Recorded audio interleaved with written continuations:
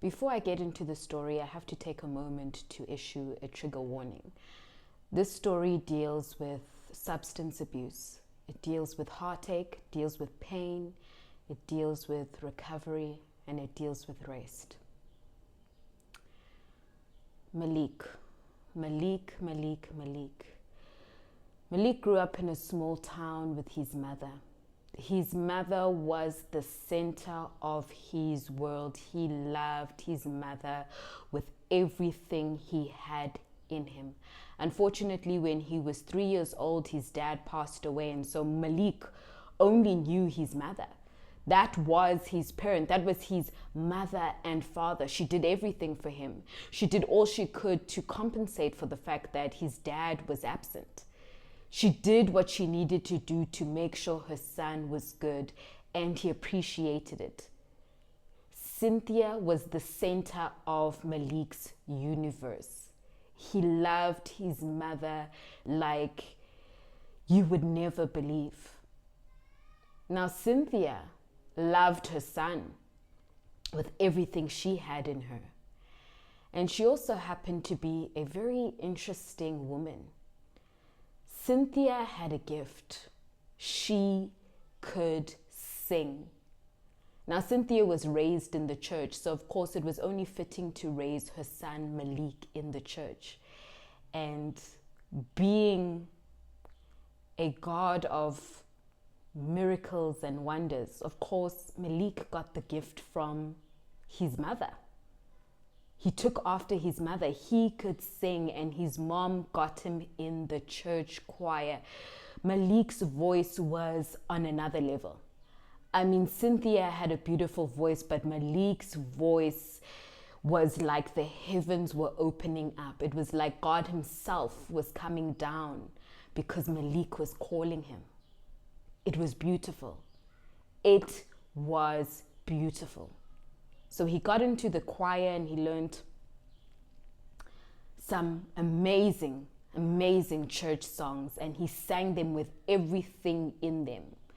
By the age of 15, Malik started to notice a shift in his mother. He couldn't quite put his hand on it because his mother was still very present, but he knew he wasn't imagining things. He knew that there was something not quite right. He just didn't know what it was. He also knew that as much as his mom was his caregiver, there were times when the mother needed to be taken care of. And that's when Malik's grandparents stepped in. Malik's grandparents became a very integral part of his upbringing. They were the people who, for all intents and purposes, had to come in and offer support because what was about to happen was absolutely devastating. By the age of 18, Malik learned his mother was dealing with drug addiction. She just couldn't curb the habit. She couldn't kick it. On his 18th birthday, Malik's mother, Cynthia, sadly lost her battle and passed away from an overdose, and that completely and utterly shattered Malik. He was broken, to say the least. His world was forever altered. By the age of 19, 20, Malik was out of there. He went out onto his own. There was not much he could do for his grandparents because he couldn't even take care of himself. His grandparents couldn't take care of themselves. And so he went out into the world to do what he could do. Now, unfortunately, Malik became addicted to drugs too. Malik's addiction was painful in many ways, in every sense of the word. You see, Malik's mom's addiction, Cynthia, was her chasing something. With Malik, it was him chasing his mother. In some sickened, twisted, painfully unbelievable way, he felt exceptionally close to his mother when he used. He felt so connected to her. His high was not about the high. It was about searching for his mother. It was about understanding what it was she was battling with, understanding how she would feel, understanding what it was that took her from him. And so he continued to use and to use and to use and to use. Eventually, Malik found himself in a subway station in New York City, a place he came to call home.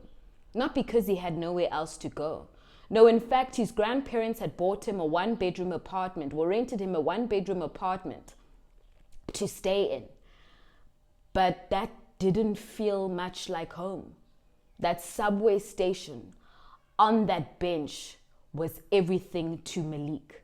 By the time he had left home and ventured out, 22 came, and all Malik really had to his name was a small little bag full of clothes and a beige electric guitar that his grandmother bought him.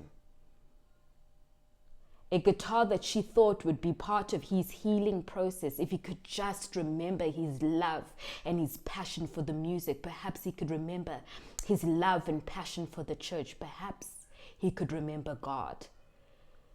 And so she bought him that guitar in hopes that he would be able to rekindle something. Oh, it brought back his passion. It most certainly did.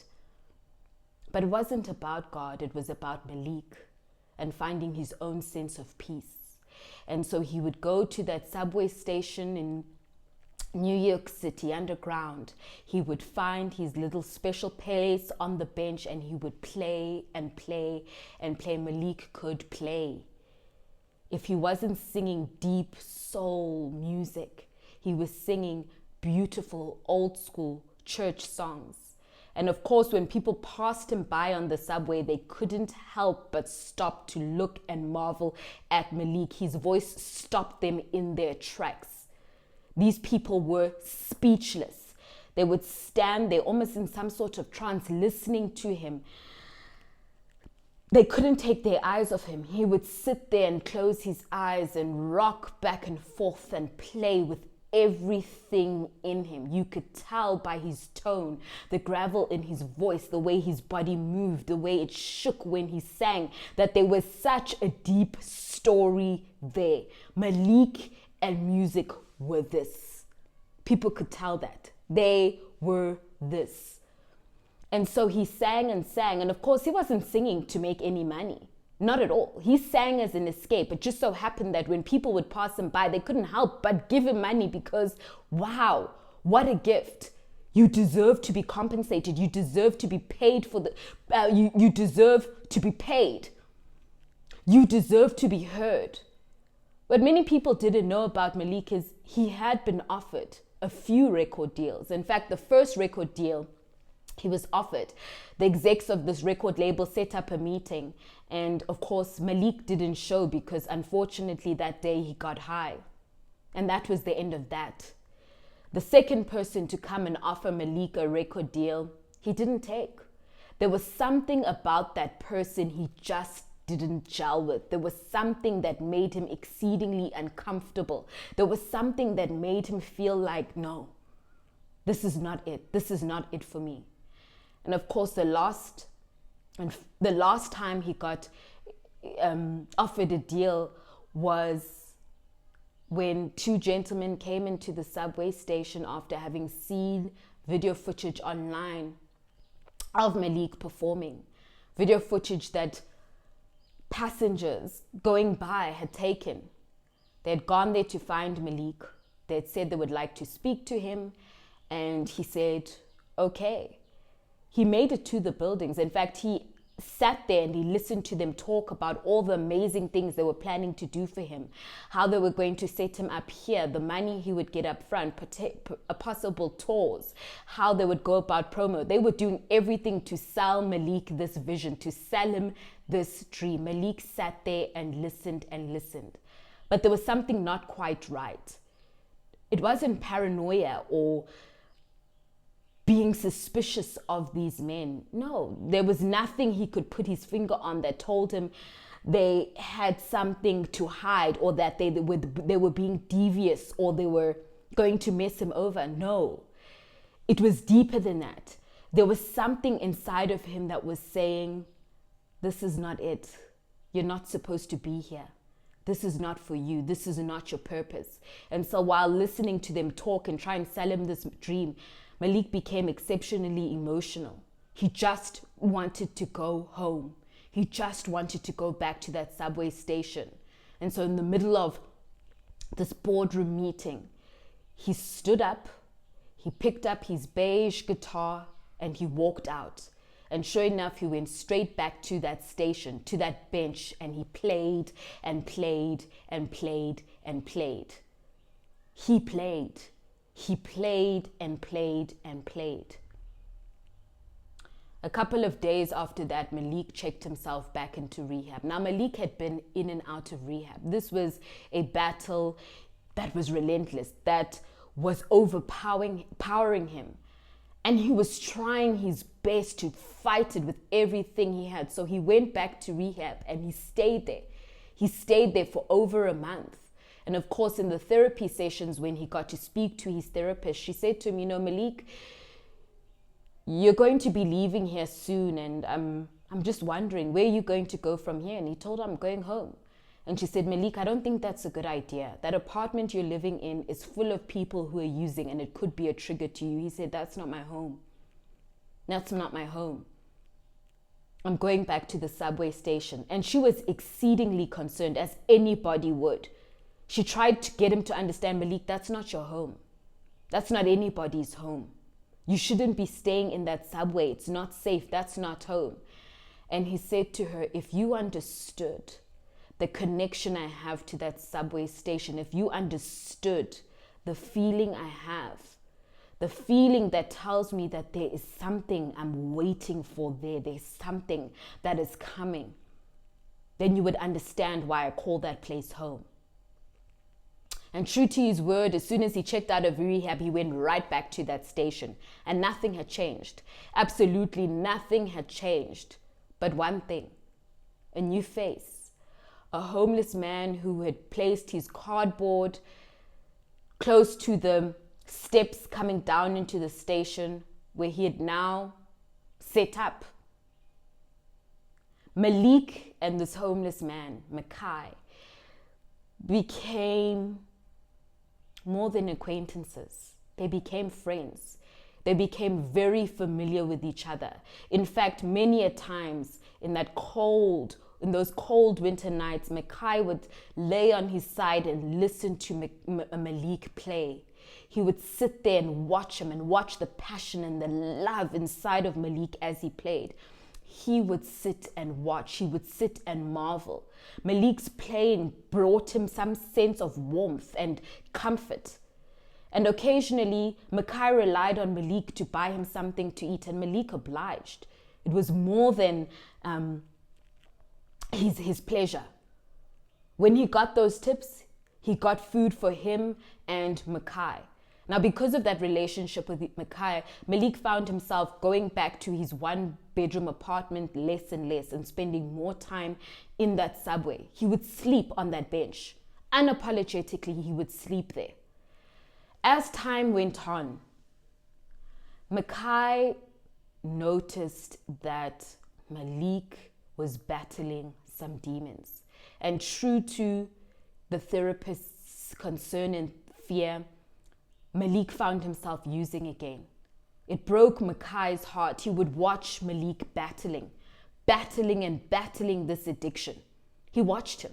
He didn't know what to do. He didn't know how to help. All he knew to do was pray. He watched this man who had become his only friend battle this terrible addiction.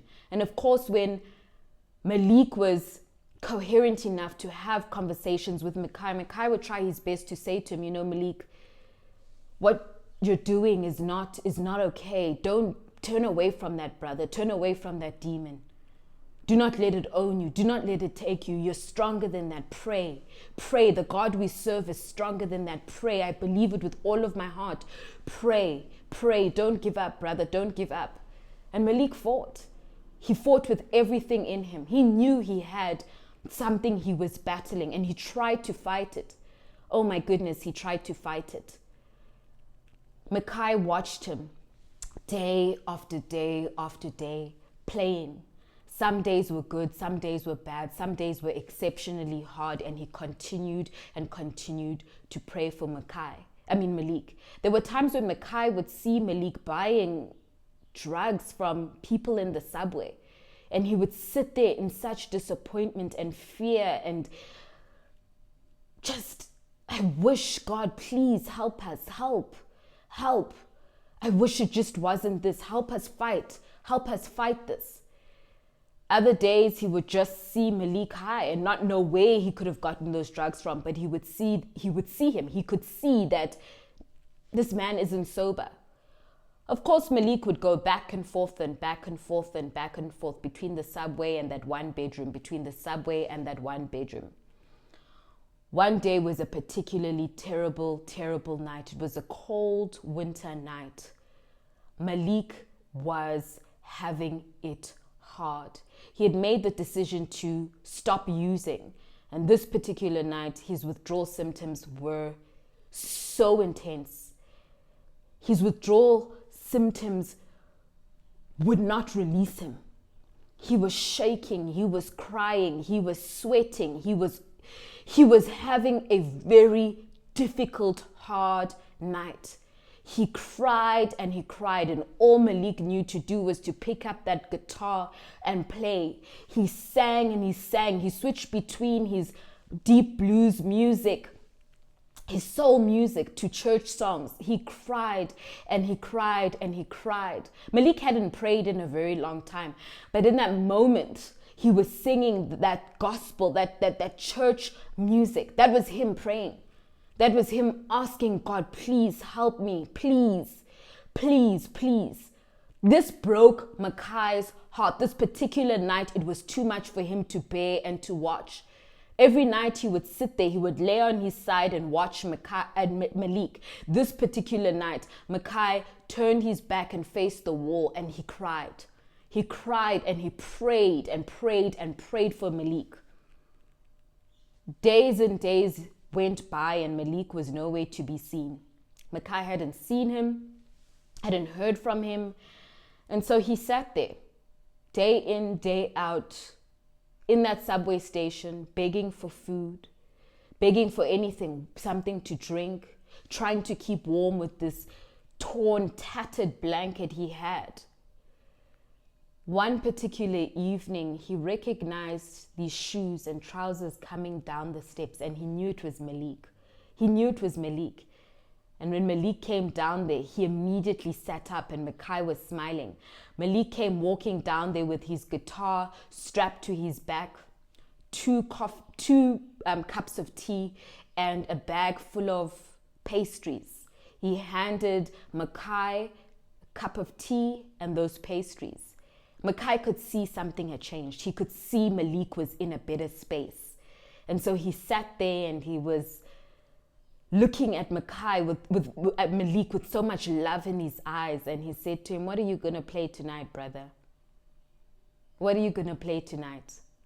And so he sat there while Malik played and played and played and played and played. He sat there and he listened to this music. It was peace, it was love, it was passion to his ears. He watched him. He watched him. Now, Malik didn't know much about Makai. Makai didn't speak about his life before finding himself on the street. And so they related over whatever it was Makai would share and whatever it is Malik shared. They would talk and they would talk, they would laugh, they would share meals. They just built this very brotherly relationship, built a very deep brotherly relationship. Within no time, Makai could see that Malik was using. He wasn't strung out, but he was using. He could tell, he could see it. He tried his best not to rattle the cage or to, in fact, he tried to convince himself that, you know what, he's going to be okay. He's going to be okay. He's always been okay. It's how he deals with this cold weather. It was winter. It was cold. It was freezing. He's going to be okay. He's going to be okay. And so one particular night when Malik was sitting on the bench and he hooked his guitar up and started playing with passion and passion. He played one song of love, The second song, a song of goodness. The third song, a song of passion. The fourth song, a song of peace. The fifth song, a song of memory. As soon as Malik started playing this song, Makai sat up. He sat up. You could see something had triggered him. He sat up and he was shaking. The more Malik played, he stood up and he walked towards Malik. He walked towards Malik and he listened to that song. His heart was beating. It was racing. He was shaking. He was crying. He was staring at Malik. Malik played and played and played. Makai turned and went running up the steps of that subway. He did not stop running. He ran as fast as he could. He ran and he ran and he ran. Eventually, he found himself at a police station. He ran to the lady sitting at the front desk and he said to her, "My name is Makai Robinson. My parents are Shirley and Earl Robinson. Their number is 555426. And he repeated that over and over. By the look in his face, this woman knew, I need to call that number. And so she did. And Miss Shirley picked up. She picked up, she heard what this person had to say, and she said, okay, we're coming. About 2 days later, Shirley and Earl arrived at the police station. They couldn't believe what they were seeing. Their son, Makai, they ran over to him, they embraced him, they held him, they cried. They held their son, you guys. They held their son. Eventually, they left and they took him home. What I didn't tell you guys is that Makai was an army vet. He served. Unfortunately, owing to the trauma and some of the injuries, Makai began to lose his mind. He began to lose his memory. He had a breakdown. His mental health was deteriorating. By the 4th tour, he was discharged. He was dismissed. Unfortunately, there was nothing they could do. He was not in the right mental place to continue to serve. He was dismissed. And of course, through the army, he was taken to a facility, a mental health facility where he could recover and they could figure out what was going on and what they could do for him. Unfortunately, Makai ran away. Before they could help him, before they could get a hold of his loved ones, figure out the paperwork was so behind, before they could get Makai the help he needed, he ran away. He ran away and he found himself on the streets, wandering the streets. He couldn't remember anything but his name. He couldn't remember where he lived, who his parents were. He just couldn't remember. He couldn't remember if he had siblings. He couldn't remember his favorite food. He couldn't remember his favorite color. He couldn't remember if he had been in a relationship, if he had been in love. He couldn't remember. But that night, Malik started playing that church song. It triggered a memory. Makai began to remember his past life. He began to remember how on Sundays his mother would be blasting gospel music, church music, as she was cooking food, as she was whipping up a storm in the kitchen. He remembered. That song triggered his memory. He spent a couple of months back at home, reconnecting with his family. Of course, his siblings, his distant relatives, his aunts, uncles, everybody had to come and see Makai. They couldn't believe they had found Makai. They couldn't believe it. Makai was home. And so he spent time there just reintegrating, getting to know his life better, getting to understand who he was, what all of this was about. But he never forgot Malik. He thought about Malik very, very often. He thought about Malik often. And he wrote down on a piece of paper, which he stuck to the wall, that he had to go back to that subway station and thank Malik. he had to go back there and do something for Malik. And he did. Months after being home, he did. He did go back to that subway station. And when he got there, he noticed that Malik wasn't there. Malik wasn't there. And so he walked around that subway station trying to see, had he switched benches? Where could he be? He didn't know where that 1-bedroom apartment was. He didn't know. And so he recognized a familiar face. It was one of the security guards who would patrol in that subway station. He went over to him and he said, "Sir, have you seen Malik, the man who plays on the bench, plays his guitar on the bench?" And the security guard said, is he a relative of yours? And Makai said, "No, he's just a friend. He's my brother." And the security guard said, I'm sorry to tell you this, son, but Malik passed away. He lost his fight. His demons were just way too strong for him. He passed away from an overdose. He told him all the details. When he spoke and spoke and spoke, Makai was able to do basic calculations in his head around the time the security guard was telling him Malik lost his battle. And he realized Malik had died a couple of days after Makai ran out of that station. Now, I don't know how you want to take that. Malik saw that station as his home. He told the therapist he had a purpose. He believed he was in that station for a purpose. He believed he was waiting for something or somebody. I don't know if that's true. What I do know is that Malik saved Makai's life. Malik saved Makai's life.